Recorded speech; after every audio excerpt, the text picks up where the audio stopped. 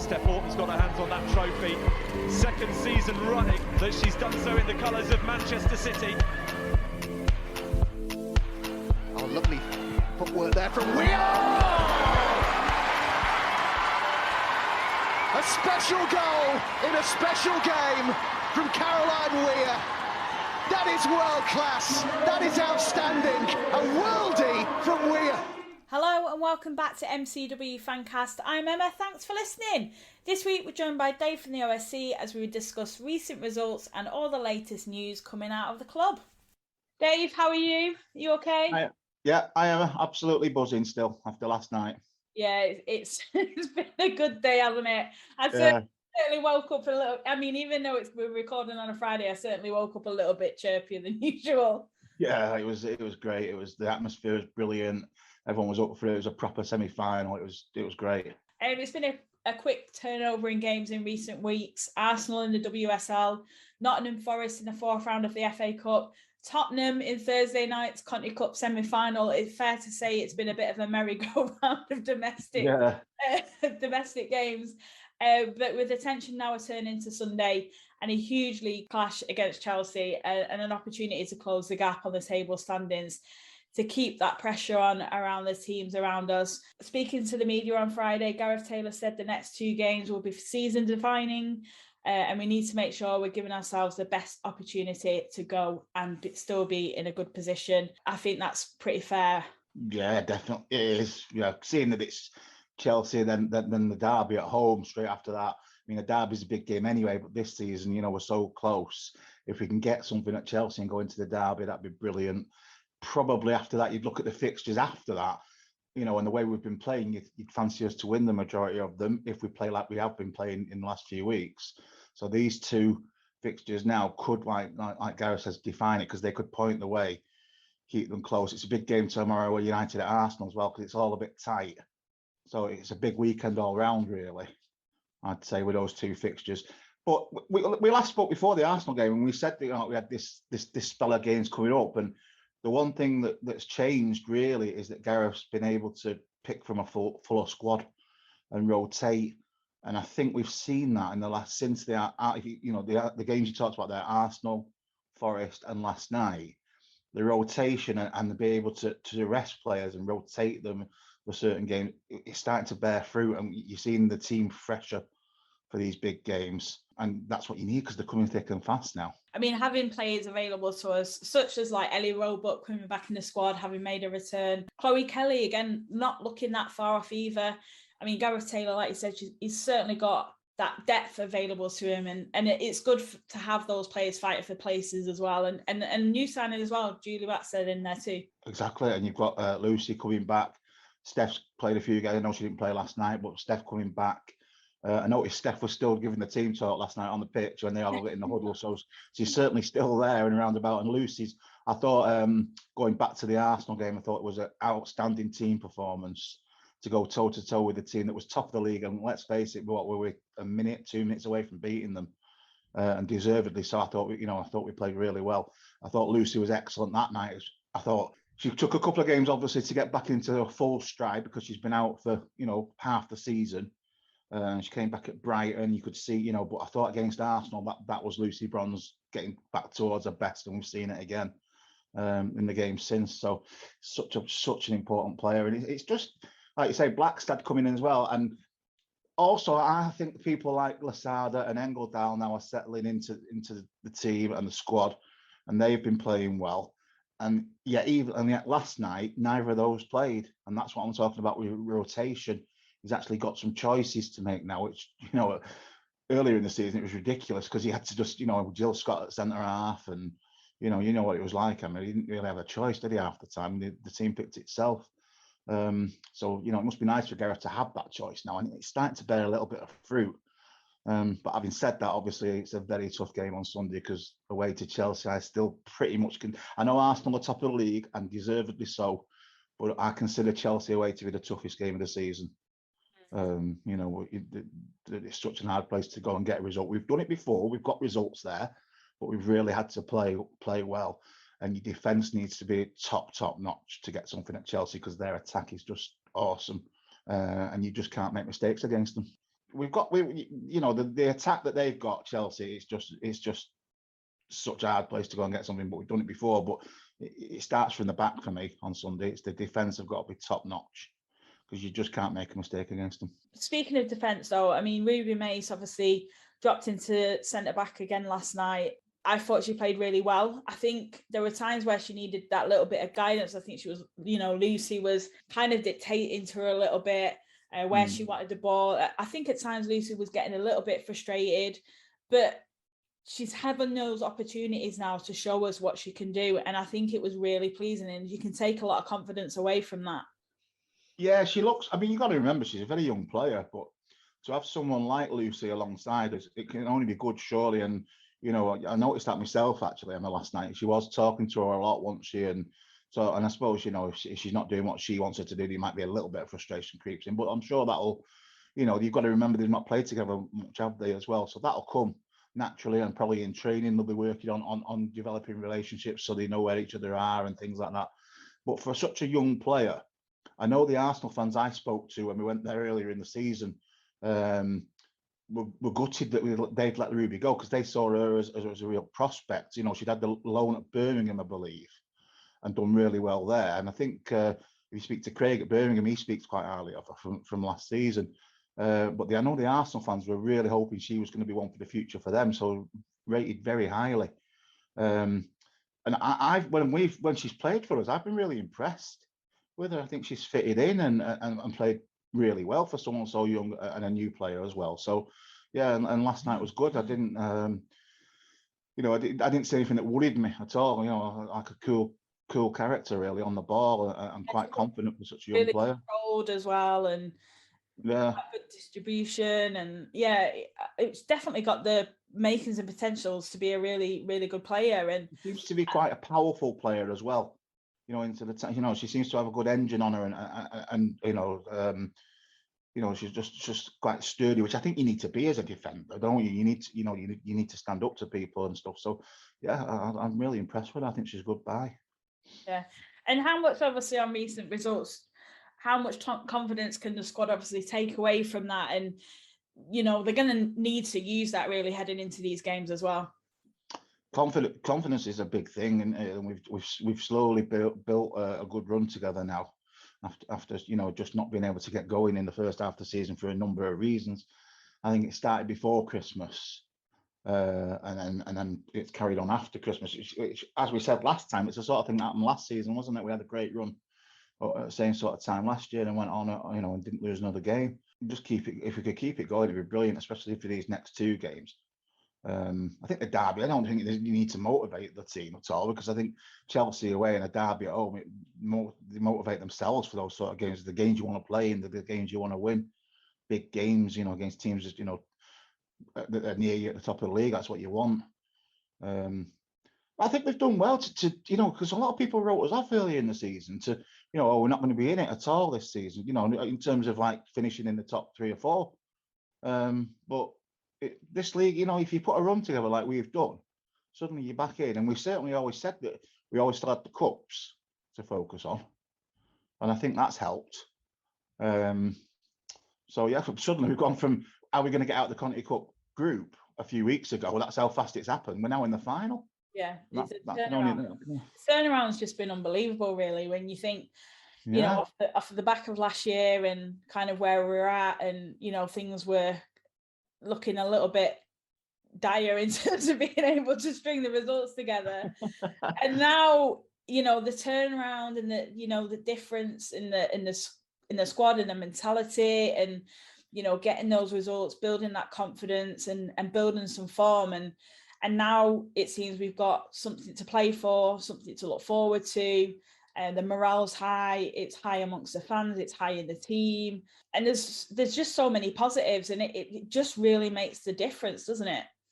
Certainly does, yeah. And I think I'm confident we can go to Chelsea and play well and get something, but obviously equally we could narrow. I remember when last time we were allowed to go as fans, and we narrowly lost 2-1, but we played really well on the day. So I'm sure if we put in a good performance, we've got every chance of getting something. But if we don't, there's no need for morale to drop, because the next game is the derby at home. and that's massive in terms of not just it being a derby, but in terms of the points. And I think that takes care of itself as well. So if we play well and didn't come away with anything on Sunday, which is like worst case scenario, not getting anything, there's no reason for the momentum or the heads to drop as long as the performances are there, because they've certainly been there like in this run. They've certainly, they were, like I said, we went toe to toe with Arsenal, and we were very unlucky not to win the game. I thought we were a better team. Maybe could have got a second goal, but the performance, I remember coming out that night and saying to people, I thought if we play like that for the rest of the season, then we'll have a shout, because Arsenal are top of the league. So technically, I mean, I still probably rate Chelsea as the best team in the league when on the day, but the table doesn't lie. Arsenal are top of the league because they've been the best team so far this season. So to very nearly beat them was great, because when we played them away, they took us to the cleaners. We just weren't at it that night, and that's what they can do to teams. And yet, we played very well. Yeah, and especially going into that game, sort of looking and wanting to get a result as if to right the wrong of the game earlier in the season as well. It really was something that the team can be proud of. I mean, obviously it was gutting for Arsenal to equalise, to find that equaliser so late on, and through bloody Tobin as well. No, of all the people, but it was still a massive point. It was. I mean, I came out, I was disappointed, obviously, because they'd scored with like 2 minutes to go, but I was still really happy in a way. I know it sounds a bit odd because of how we'd played, because we had seen some pretty poor performances early in the season for a number of reasons. We've spoke about it many times, but I was disappointed that we didn't win, but I certainly wasn't disappointed in the game or the performance. And I thought that was much, much better. Everyone played well. And if we'd have won 1-0, it would have been deserved. It wasn't a fluke. We'd played well. And I thought to myself, and similar before that, Brighton and Leicester in the Conti Cup, the performances have been there. I mean, Brighton are a good side. I remember at Brighton when we scored early in the second half, 1-0. I remember saying I think it was to Dave, I said, I'll take this now. This would be a great 3 points. And that was when it was 1-0. I didn't see it ended up 6. Because Brighton, have been a good side this season. And the first half as well. Yeah, exactly. And the first half was really tight. So the performances have been there, and I've been really pleased with it. I mean, I've just got to keep that going. Get through these 2 games. I know we've got United again in the cup. That again will take care of itself. It's motivation for itself, isn't it? But in terms of the WSL, you get through these 2 games, and I think we've played our hardest fixtures on paper. Obviously, you've got to turn up and still win the other games, because there's still some good teams. There are some of those mid-table teams that can upset you if you don't turn up, definitely. And the teams fighting for their lives at the bottom that suddenly find a bit of form, and you can't take anything for granted. But we'll have played United twice, we'll have played Chelsea twice, and we'll have played Arsenal twice. So all we can do then is try and put a really good run to the end of the season and get as many points as we can, and see what that. I think realistically, we've said before, we're probably trying to aim for 3rd place and getting that Champions League. That would probably be. It's quite odd, really, because we finished 2nd a number of years. This year, if we finish 3rd, we might see it as a bit more of an achievement, and yet we've dropped down a place in theory. But you've got to take it in the context of the season, haven't you? I think you've got to look at the table overall, and I think when you're looking at it at the moment, I mean, usually you've got 2 runaways and everybody else, and this season it's so tight. It's tight at the bottom, it's tight at the top, and it does make it more exciting, though, to be fair. And I do believe that we're in the mix. Hearing from Gareth again, he's kind of in the hunt. Yeah, well, that's what you want. If your manager don't believe you can do it, how can you expect the players to? So it's good that he thinks that, and that's great. And he's added a new player to the squad. We saw a flash of last night, which I know she only played, was it about 10 minutes last night, but she looked quite good last night, I thought, for someone making a debut. She was quite confident, took a few players on. Norwegian international, 2.5-year deal, young as well. She's 20 years old, and I thought she was older. Sorry. So I always like to see us add youth, to the squad. I think we've got a really good balance of youth and experience, and it's always pleasing when when we sign players like Lauren Hemp, and you've had someone like Georgia Stanway, you've got Jess Park coming through right now, and to see young players like that and really cement themselves in this league as well is always really pleasing, and I'm really excited by what she can bring. And I thought like you said, the 15 minutes, 10 minutes or so that she had last night, was pretty exciting. She looked really good. She did, yeah. She looked confident and like I say, was trying things and taking people on. You're right about the young players. There's some just players that get you off your seat. I mean, we've spoke about Lauren 1,000 times because everybody knows how good she is. But I think we should talk about Jess last night. Jess Park. I mean, she was outstanding. She was unplayable at times. Both of them were, Lauren and her.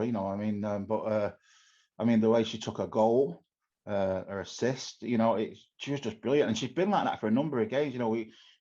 On the OSC we do a player of the match, and she's been winning a few of them recently. Whereas pre-Christmas, Lauren tended to be a shoo-in for it most weeks. But Jess has been winning a few recently, and deservedly so. She's really stepped up to the plate. And last night, she I knew she was going to win that because there was only going to be one winner, wasn't there? Yeah. Fantastic performance. 2 assists, a goal, another player of the match performance, like you said, showing that her hard work is really paying off for her. And hard to believe that earlier in the season linked with that sort of loan move to Leicester.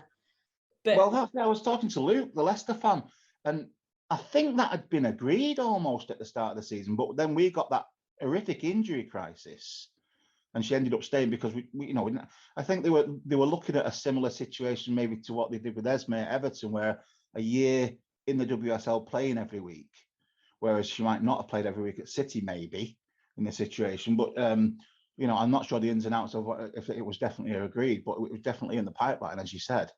But I'm so glad that we didn't, because she's been outstanding this season. She's really come on, fit in, and now she's pushing to start. Be one of the main starters on the thing. And like you say, we've got Chloe Kelly coming back as well at some point, even if it's not late this season. Next season, that's going to be like another new signing.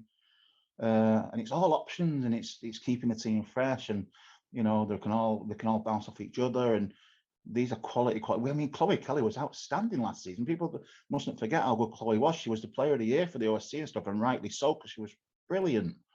And we've got her to come back as well. I know she was there last night watching the game, wasn't she? I saw her being interviewed at half time. So fantastic. She's going to be like another new signing whenever she comes back. I hope it's this season. I hope it's, we get to see her towards the end of this season. But I'm sure, they won't rush it if, they want to get it right. Yeah, no, definitely. But like you said, it'd be so great to see her back out there. But again, just on Jess, clearly showing that she's got a vital role to play, and the opportunities are coming for Jess. And long may it continue as well, because I think at the moment, a lot of people are talking about her and just commenting on how good and what a bright future she has ahead of herself. Definitely, and fair play to her, because the performances are speaking for themselves. It's not one of these things where it's hype and then you watch someone and you think, oh, what they're all talking about. You could see it last night. She was the best player on the pitch. She ran the fullback ragged, which you want players to do, And as you say, a goal and 2 assists, there's not much else she could do, really, was there? It was fantastic. And you don't want it all to be on Lauren every week, you see, as well, because we know Lauren can do it. We've seen her do it many times, and Lauren still played well, I thought, last night. But it's nice to have the option like on the other side like that as well, because defenders don't know where to go. If we are going to get anything out of this season, I think that these are the sort of players that need to perform for us to do it, and they certainly are doing. It's great to watch as well as a fan. Last night was so pleasing. Like I said, a great night under the lights of the Academy Stadium. Great atmosphere that you spoke about already. Mm-hmm. A pleasing team display that saw City progress to the final following the full-time result of 3-0. Goals from Jess Park, Bunny Shaw, Lauren Hemp secured a dominant victory with plenty of positives to carry forward for the rest of the season. Tottenham's first and only really big chance of the game came quite early on, and it was a sort of heart in your mouth kind of moment where it was. Kieran Walsh sort of got dispossessed. She lost the marker and just Naz ran away with the ball, and you're thinking kind of one-on-one sort of situation like this, it's only going to go one or two ways, and thankfully it just went wide. But Ellie Well, coming out like that and getting exactly, yeah. Ellie. Now, when we got home last night, I taped it and I watched that again, and I didn't realise at the game, because you don't get the same angles, do you, sometimes at the game? But when you see it on telly, when she came out, Ellie, she really was right on her, wasn't she? She came out so fast that if you watch, she stars herself right in front of Naz, just as she does everything she can to make Naz put it past her. And as it was, wide of the post because it went past Ellie. So it was a great bit of goalkeeping that. It was their best chance of the night. And if they'd have scored that early on, it might have been a different game. I like to think we'd have still played as well and come back and still done something because of the way we played. But it could have changed the game, couldn't it, if they'd have scored first? So, yeah, big moment for them because they didn't really have much chances after that. I have really missed Ellie doing that, though, I've got to say. Yeah. She came out and I was just like, you know, that is what we've missed, you know, that confidence. No disrespect to the other goalkeepers. I think they've all done a great job, but Ellie's just so confident and she's prepared to put her body on the line, and she did that last night. You know, she didn't have much to do, but fair to say when she did, she stepped up and she was there. Yeah, well, you know, we've seen Ellie many times, haven't we? I can remember having coming on as a substitute when she was young at Kingsmeadow in a game we drew 0-0, and she was man of the match. She was absolutely outstanding. She's just got that natural ability. But you're right, we should praise the other keepers who stood in as well, because, you know, Taib was in goal when the team was struggling as well, because, you know, as we've said many times, Gareth didn't have many choices.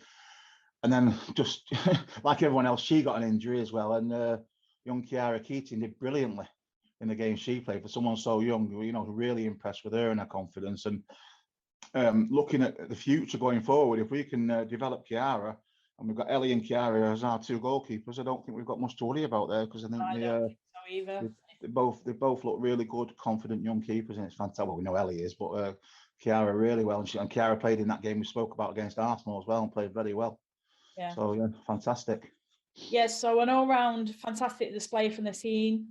Chelsea beat Manchester United in their semi-final 3-1 at Kingsmeadow on Wednesday night, which now means that both teams will meet for the first time in a major final. The final will take place on Saturday, the 5th of March at Wimbledon's ground, which is the Cherry Red Records Stadium, with a kick-off time scheduled for 5:15.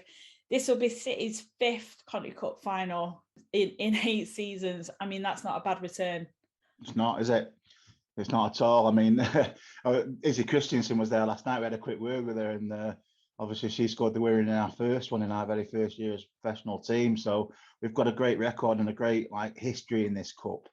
We've won it 3 times. We lost once to Arsenal down at Wickham one year, but yeah, 5th final. It's going to be tough, and we probably will go into it as underdogs, but you know, we've won finals before. We've been underdogs against Arsenal a couple of times and won it. So there's, you know, underdog, you know, Dave.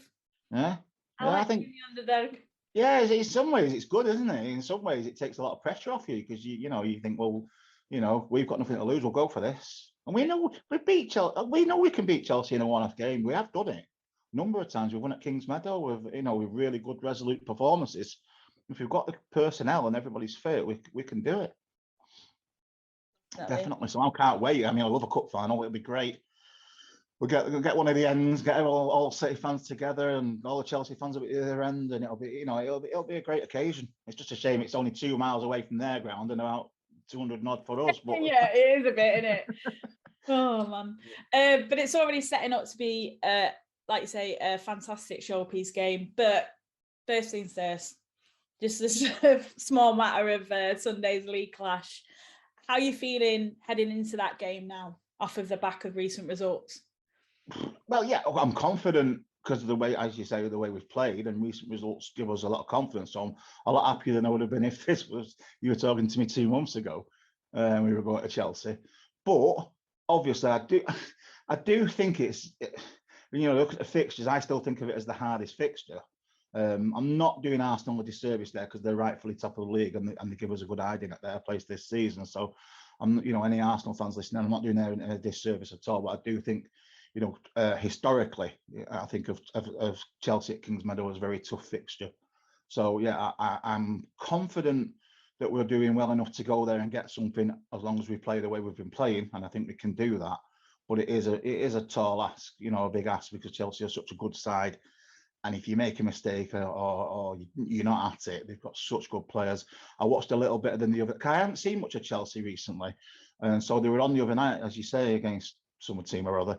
And I watched Chelsea because I wanted to see what sort of form they were in. I've genuinely not seen them that much at all in recent weeks, so I wanted to watch them. It was a good opportunity before we played them, and I thought they were good. I thought, the standout for me was Erin Cuthbert. I've never seen Erin Cuthbert have a bad game.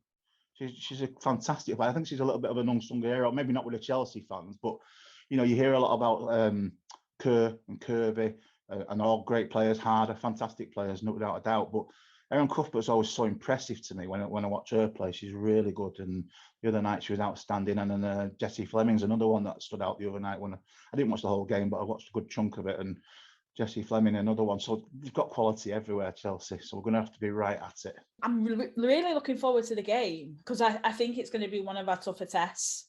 So I think it's a good marker to see where we're at, especially off of, coming off the back and getting players back and having sort of, mitigated our way through the end of last year, and now coming into this off, finding a bit of form and a bit of momentum. I'm kind of excited. I kind of feel as though we're a bit of a different team now to that of, before the end of the year kind of thing. So yeah, I think it would be really interesting to see. I'm interested to see how we're going to set up because obviously we've, like you said, seen a bit of rotation. Ellen could potentially be back in the starting 11 again. Obviously, she's had a bit of a rest, not played many minutes last against Tottenham, so she could be fresh and looking to really sort of put a bit of pressure on that Chelsea back line. Yeah, and I think Gareth mentioned after the game last night they're going to see if Steph's available, and they're not sure yet. So that could decide. If Steph's there or not. Not only does that influence the back line, it might influence who he plays in front of them in midfield as well. I wouldn't be surprised to see Angledal back in the side because I think she's played quite well recently, and it's that sort of game because Chelsea will have a bit more of the ball maybe than some of the teams we've played recently. But yeah, I think Steph playing or not playing could shape part of the team in Gareth's mind. But yeah, it's certainly it'll be a good game. There's no choice about it. I don't think it's ever a bad game. Sometimes it's a little bit tactical, City and Chelsea at their place. It tends to be a goal fest at our place. We've had 3-0s and 2-0s, and then they put 4 past us a couple of times. But at their place, it's been a little bit tighter over the years. I remember 2-1 and 0-0 and a few 1-0s, and we won a 1-0 in the cup there, and it just seems to be a little bit tighter at there. But I'm not quite sure why. At the Academy Stadium, it's that 3-0 the other year, a bit of everything, didn't it? So I'm not quite sure, but I think it'll be a good game. I think it'll be an entertaining game, and it's a little bit, don't go too far either way. If we win, we've still got a lot of work to do. If we get a good result on Sunday, if we lose, it's not the end of the world because there's still a lot to play for, and we've got massive games coming up straight after it, and we've got to keep the momentum going. So it'll be tight, but I'm confident. So get a score prediction. Well, I'm gonna be real. I'm always confident. So I mean, if we came away with a draw, personally, I'd be happy. I think it would be a great result because it's a good thing. So, but this is a City podcast, so I'm going to be confident. I'm going to say we're going to turn them over 2-1 and cause a bit of an upset to the West London Massive. I think for me, I think I'm going to go with the draw. Yeah, I can see it being a draw. Yeah, I'm going to go with the draw, and I'm going to say 1-1. Yeah, no, it wouldn't. Honestly, if we get a draw there, we'll have played well. There's no two ways about it. But I'll get a lot of stick on Sunday if I don't say I think we can win. I do think we can win. I do think we can win, and I hope we do win. Don't get me wrong. Of course we do. I'm just trying to be realistic. Like if we go there and win, I think that would be a huge moment in the season for us. I think the one that will not be season defining, but I think we'll look back on very fondly. Yeah, that's what I meant when I said either way, we're not going to get too carried away. If we go there and win, you're quite right. It's not season defining as such because there's still a lot of work to do in the games coming up. But if we lose, equally, it wouldn't be the end of the world because there's still a lot to fight for. I'm just happy as long as the performance is as it's been recently. Then I'm going to come away happy. Yeah. As long as the performances are as good as they've been since, since Christmas. You know, if we play like we played against Arsenal, and we play like we played last night, we're going to cause Chelsea some problems, definitely. But we must be at it all over the pitch. But they know that. You know that. And Emma Hayes is no muggish. She'll know that we've improved a lot and we've got players back, and she'll be prepared, and Chelsea will be ready to go, because they can't afford. They need the points themselves, don't they? If they're going to keep up with Arsenal. So I kind of feel as well as though, it's not just down to the players on this one too. I think we need a bit of a tactical masterclass from Garcia. Yeah, you do, and you also need a little bit of luck here and there, and you're right. Yeah, well, you never know. I think, like I say, it's a lot of it could depend on who's fit and who's not fit. Yeah. I know.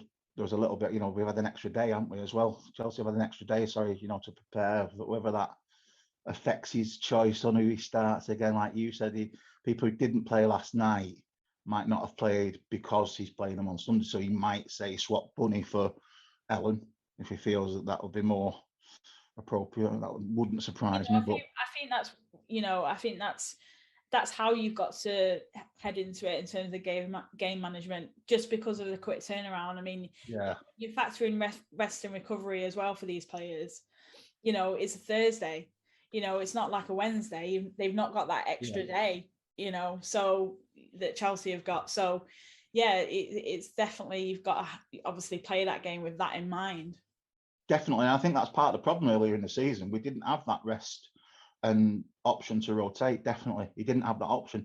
He was pretty much playing, there was times the bench was threadbare because he was playing the same 11, 12 players week in, week out, and it was showing. They were tired. It was showing because of the pressure and the tiredness. But now he's got the 2 Australian girls back as well, which has bolstered the squad from last night, which is great. And as we said, new signing. So it's all good. He can play tomorrow, and then he can. I think we've not got anything midweek next week, and then it's the derby the following weekend. So people can rest and recruit. So hopefully we can keep the squad strong and like really at it, which is a massive part of the modern game. Yeah. Just last thing before you give us a little bit of match day travel info, we need to talk about Georgia Stanway, our little record breaker. Leapfrog Nikita Paris in the club's scoring charts. Her hat-trick against Nottingham Forest sees her increasing her goal tally to 64 goals. She's having a fantastic season so far. What a player. Unbelievable. When you consider how, I think she scored her first goal when she was 16, 17.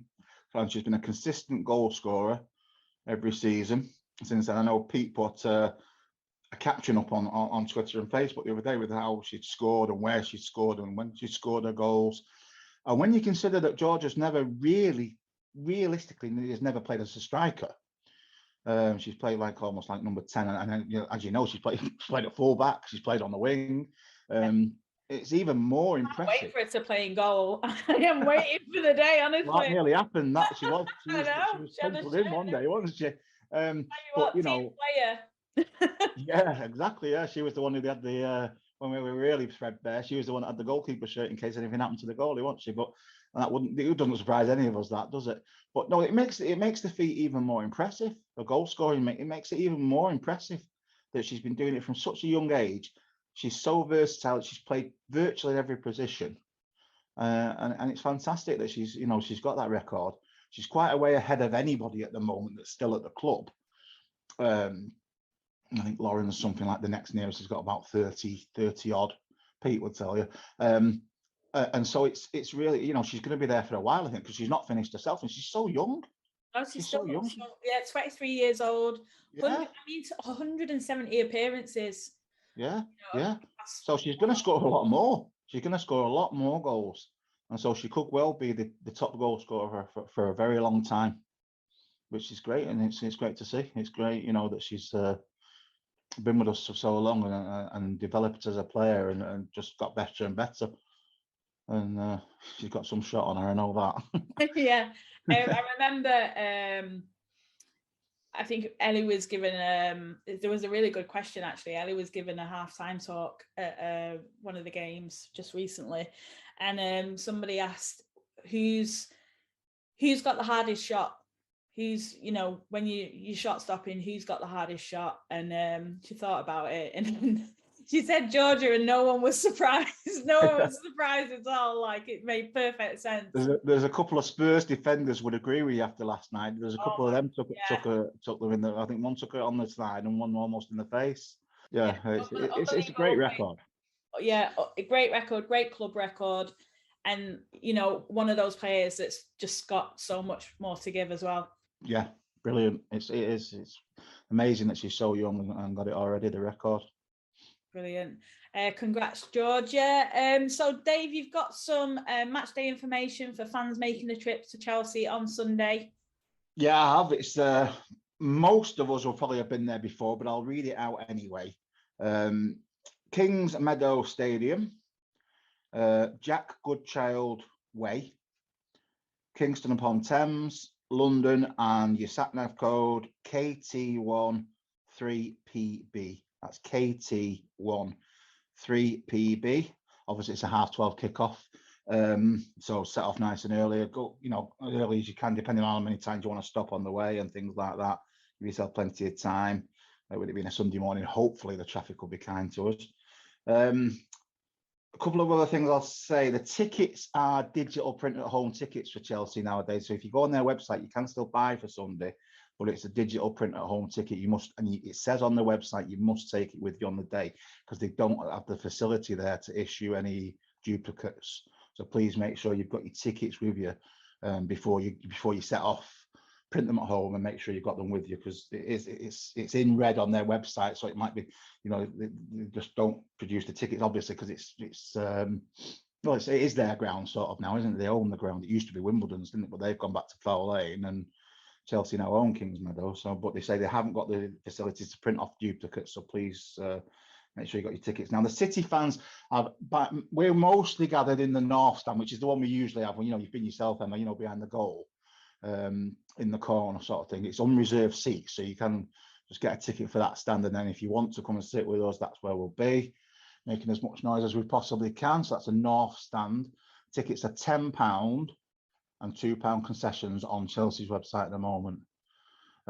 Anyone that buys programs, what I will say for you at Kings Meadow, it's best to buy them outside. They sell them outside the ground. You'll see like little guys set up with like little stands. Sell the programs. Sometimes difficult to get them inside, so if you like your programs, get them before the game outside outside the ground. And the only other thing that I've noticed is that it says on the website there is no parking at the ground. Now I know there used to be limited parking at the ground, but as I say, that was when it was Wimbledon's and Wimbledon's staff and people were in charge. Now it's Chelsea's. They may well have changed the policies and things like that, so it does say there's no parking for supporters at the ground, so you'll need to find alternative parking nearby. So just something to be aware of. You know, make sure you get there nice and early to sort that out.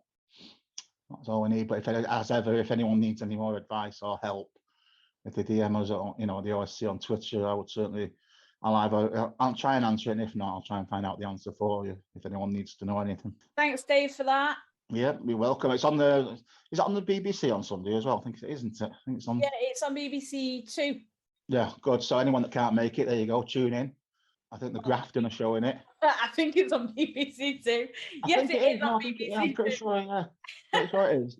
I know there's a few people going to watch it at the Grafton, if anyone knows that, on Grafton Street in Manchester. They show the games now, and got a nice big screen, and I know there's a few City fans going there to watch it who can't make it to London. So maybe, you know, if you want to watch it with a few Blues, go there. And yeah, it should be good. It should be a good game. Looking forward to it. And then we've got United, so hopefully we can catch up next week. Obviously recap on the result, hopefully a good result at Chelsea. Yeah. And then look ahead to next Sunday. Yeah. But I think it's important. Like you said, we put the fact we've got a cup final on and got the data. You put that to bed. You've got to focus on. I like to focus on every game as it comes. I know it's an old saying, you know, one game as it comes. But if you don't focus on a game like Chelsea away, you know, you need to be right at it. So we'll worry about next week. I think. Definitely. Great. Thanks, Dave, for coming on. Always great to chat. Pleasure. And, yeah, I'll see you soon. See you soon, Emma. Take care. You too, mate. And that's it for this week's episode. Hope you've enjoyed it. Thanks to Dave for joining me on this week's show.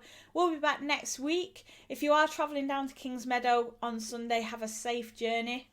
And if you fancy doing something different at full time, which you've not done before, or maybe you have done before and you'd like to get involved with, we will be going live on Twitter, all being well, following the full-time result.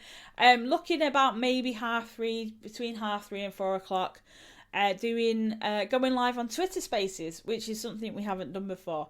I'm a bit nervous about it, if I'm honest. I haven't got a clue what I'm doing, if I'm ultra honest, but we're going to give it a go. And it'd be great if you can join us to discuss the result and get that post-match reaction as well from all the fans. So yeah, join us on Twitter Spaces. Find us on Twitter at MCWFancast. And we'll look forward to seeing you there. Have a great week, everyone.